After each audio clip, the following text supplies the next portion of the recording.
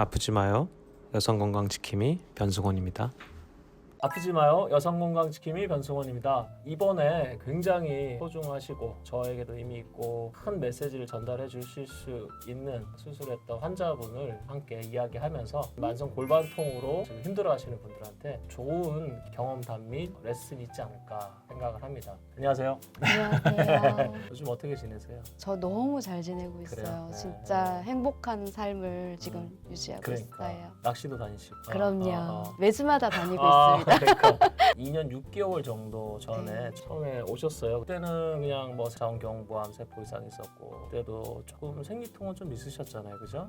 그 전에 허리 통증이 좀 너무 심해서 부인과를 다녔어요. 근데 물어오기 있다고 그래서 처치를 받았었어요. 어떤 그게 조치를 받으셨어요? 미레나 시술도 미레나. 하고, 네네. 그걸 하면 뭐 이제 통증이 없을 거다 하고 약도 처방받고 했었는데 나아지질 않더라고요. 그렇죠. 그래서 계속 괜찮아지겠지 하다가 이제 검진 날짜가 돼서 가봤더니 또 이상세포가 또 나왔더라고요. 또 검사를 했는데 아무 이상이 없다는 거죠. 근데 나는 너무 아픈 거죠. 그래서 계속 다른 병원 이렇게 전전긍긍하다가 선생님께 왔었죠. 네네. 제가 이제 경부암 검사를 하고 조직 검사를 했더니 이상한 세포가 나와서 우리가 거기를 이렇게 도려내고자 하는 수술을 하자고 했었어요. 네, 그죠? 맞아요. 원초절제술인데 그러고 나서 암이라는 진단을 받았죠, 그죠? 네. 자궁경부암. 그때 기분 어떠셨어요, 그때? 아무 느낌이 없었어요. 응? 뭐지? 라는 그런 느낌? 내가? 설마? 네, 설마. 그래서 처음에 어. 자궁 이형성증을 이제 진단을 받았을 때 그냥 이것만 하면 괜찮겠지 하고 수술을 받았는데 갑자기 조직 결과에서 암세포가 나왔다고 하니까 너무 사람이 큰 충격을 받으면 아무 생각을 못 한대요. 맞아요. 그러니까 그 느낌이었어요. 실제로 선생님께 이제 수술 날짜 장하고 집에 갔는데도 기다리는 동안 설마 오진 않을까? 이런 느낌이 되게 많았었어요. 맞아요. 이게 원래 경부암이라는 게 증상이 별로 없잖아요. 그죠? 검사를 해서 나오는 결과라서. 근데 우리 암이라는 진단과 동시에 통증이 생겼어요. 그죠? 네, 너무 심한. 어떤 통증이었죠, 그때? 오른쪽 골반통이 너무 심했어요.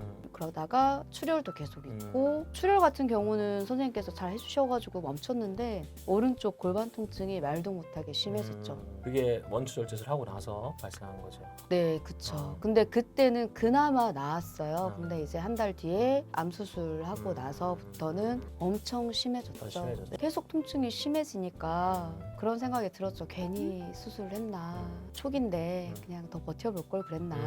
그런 생각도 들 정도로 통증이 너무 심했어요. 맞아요. 그런 분들이 가끔 있어요. 어쨌든 그 통증으로 우리가 참 2년의 세월 하복신경총이라고 하는 차단 시술을 한 2번 정도 받고 또 보톡스로도 한번 네. 받고 왔었어요. 그래서 일부 좀 호전도 있으셨고 그리고 다시 또 나빠지는 걸 반복했었어요. 맞아요. 삶이 어떠셨어요 그 당시? 제가 다른 병원들을 계속 다녔었잖아요. 근데 이 원인을 못 찾았었어요. 그런데 선생님께 진찰을 받았는데 일단은 첫 번째 증상을 찾았고 진단을 받았고 숨겨진 암이었었잖아요. 그걸 발견을 해서 막상 저는 수술을 받고 나서 통증이 더 심해지니까 너무 힘든 거예요. 선생님한테 이제 여러 가지 시술도 받았고 그게 3개월 지속되고 4개월 지속되고 그때는 이제 조금 살 것 같아 라는 그런 느낌.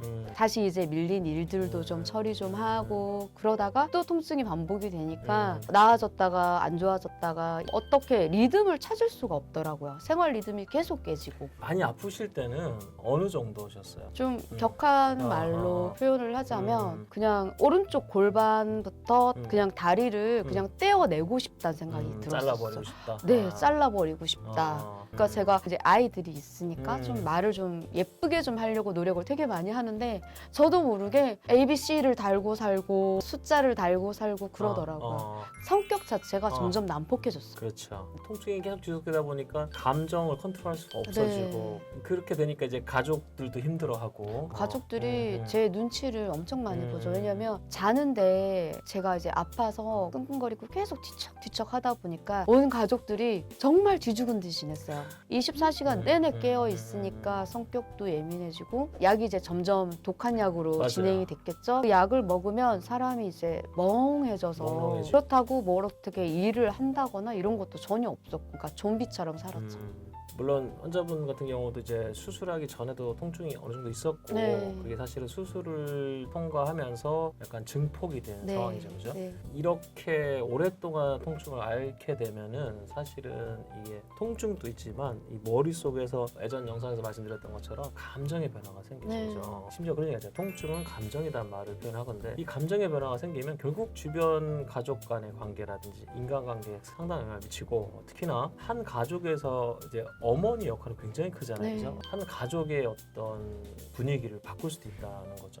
너무 안타까운 상황이고 저도 열심히 이제 방법을 강구하고 찾았고 그러다 보니까 약의 용량도 늘어나고 그죠? 네. 그래서 신경과 선생님 도움도 받고 했었어요. 그래서 저도 우리 선생님 덕분에 많이 저도 공부를 하게 됐고 통증에 대한 이해도 많아졌어요. 그러니까 저를 공부시키신 분이에요, 사실은. 네. 제 얘기를 많이 들어주셨죠. 아. 왜냐면 제가 하소연을 해도 다른 사람들은 어. 제가 얼만큼 아픈지 모르는데 음. 선생님께서는 공감을 많이 해주셨어요. 그래도 우리 환자분은 항상 그 긍정적인 마인드를 절대 놓지 않으셨던 분 같아요, 제 기억에. 그러니까 뭐 많이 감정적으로 휘둘렸다고 하시지만 네. 그래도 본인의 마음을 잘 다잡으셨어요. 그래서 아니요. 저 어. 집에서 혼자 있을 때는 음. 너무 힘들었어요. 음. 진짜 우울증도 너무 심하고 이렇게 베란다 나가 있으면 여기서 그냥 한번 뛰어볼까? 막 그런 이런 생각까지 하셨어요. 생각도 하기도 어. 하고 대중교통 같은 거를 이용을 못했어요. 답답해서 어떻게 할 줄을 모르겠더라고요. 그래서 이제 신경정신과 치료도 좀 받고 약간 공황장애처럼 그런 것도 있었고 소화기 내과, 비뇨기과, 신경외과, 정신의학과 그런 병원을 다니다 보니까 약들이 하루에 제가 먹는 약이 90알 정도가 됐어요. 제가 수술하고 네. 바로 요양병원에 들어갔어요. 맞아, 이제 통증 그러셨어요. 때문에 생활이 안 돼서 요양병원에서 8개월 정도 있다가 이제 애들 때문에 퇴원을 해서 집을 갔는데 집을 돌아가도 똑같은 거예요. 근데 차라리 요양병원 있는 게 나았다라는 게 거기에서는 일단 진통제를 맞을 수 있으니까 좀 주사로 버텼었어요. 근데 집을 가니까 맞는 주사가 없어지잖아요. 맞아. 통증이 너무 심하게 느껴지더라고요. 그래서 정신적으로도 엄청 제가 내가 왜 이렇게까지 됐지? 혼자 울기도 너무 많이 울고 그랬었어요. 그래도 외래에서는 되게 아주 용기 있는 그리고 마음을 놓지 않은 모습을 보여주셨어요. 제가 조금 더 공감할 수 있는 부분이었던 것 같고 그리고 또 이렇게 견딜 수 있었던 것도 사실은 그런 마음가짐이 있었기 때문에 가능했던 것 같습니다. 제가 통증의 원인을 골반 쪽에 병변, 특히 하복 신경총 쪽의 문제로 확인이 돼서 계속 그 부분을 국수마취로 주입을 했을 때 네. 며칠이 지났더니 얼마 감소하고 며칠 지났더니 감소하고 네, 맞아요. 그리고 일주일쯤 지났더니 없어졌다 이렇게 얘기하셨어요. 네, 그죠? 맞아요. 맞아요. 그래서 이제 몇 달은 괜찮으셨었는데 네. 또 다시 통증이 유발됐죠. 그게 아마 작년 한 해도 사실은 계속 불편했었고 올 한 해에도 제가 다시 또 영상 검사를 하고 네. 특히 오른쪽 다리가 안쪽이 저리셨잖아요. 움직이기도 힘들었고 네. 보통 환자분들 보면은 다리 쪽 문제면은 정형외과를 먼저 가죠. 가셨죠 그때도? 많이 다녔어요. 많이 다녔죠. 안 가신 정형외과 없다고 하실 네. 정도로. 예. 정형외과 선생님들이 또 특별한 어떤 솔루션 제시해주지 못하잖아요. 네.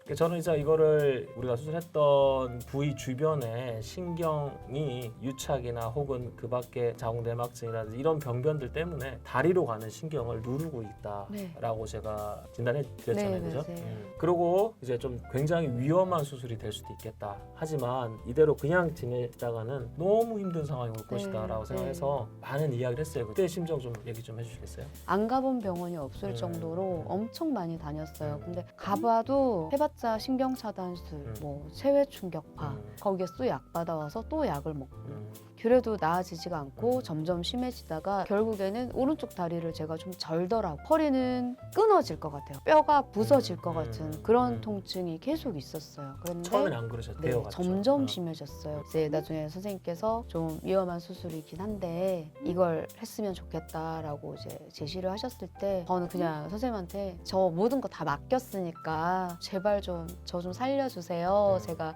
그렇게 말씀을 드렸죠. 그게 이제 다리 쪽 문제다. 그때부터는 산부인과 의사들 대부분은 우리 문제가 아니다라고 생각하고 네. 그냥 가버리거든요. 네, 맞아요.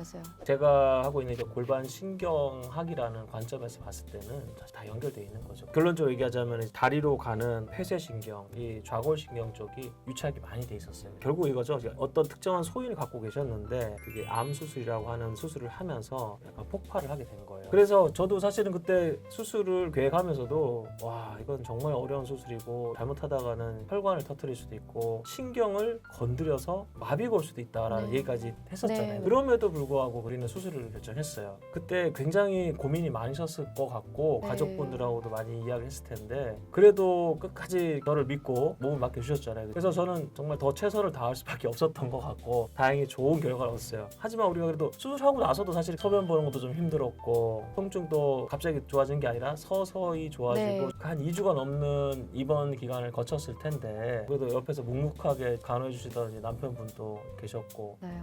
병원 처음에 생활 어땠었어요? 힘들었어요. 나중에는 산부인과 병동에 계시는 간호사 선생님 다 알 정도. 그쵸. 거의 한 달에 한 번씩 입원을 맞아요. 해가지고 맞아요. 왜 또 오셨냐고 할 음. 정도로 제가 계속 입퇴원을 반복을 했었거든요. 근데 마지막 이제 수술 결정을 했을 때 선생님께서도 엄청 긴장을 많이 하셨어요. 맞아요. 계속 체크하시고 네. 또 체크하시고 전날에 밤까지 체크하셨어요. 제가 그거 참. 알거든요. 네. 간호사 선생님들이 어. 과장님 엄청 신경 쓰신다고 저한테 그러셨거든요. 신랑도 아예 휴가를 쓰고 병실을 지킬 정도로 그러니까요. 이제 좀 위험한 수술이라고. 네. 많은 이제 호전이 있어 왔고 뭐 아직도 약은 드시고 계시잖아요, 그죠? 네, 근데 지금은 하루에 10알 정도밖에 안 먹어요. 진통제도 아주 약한 거지. 나머지는 그 절제했던 부분들이 많기 때문에 어쩔 수 없이 먹어야 되는 약이고 너무 저는 살 것 같죠.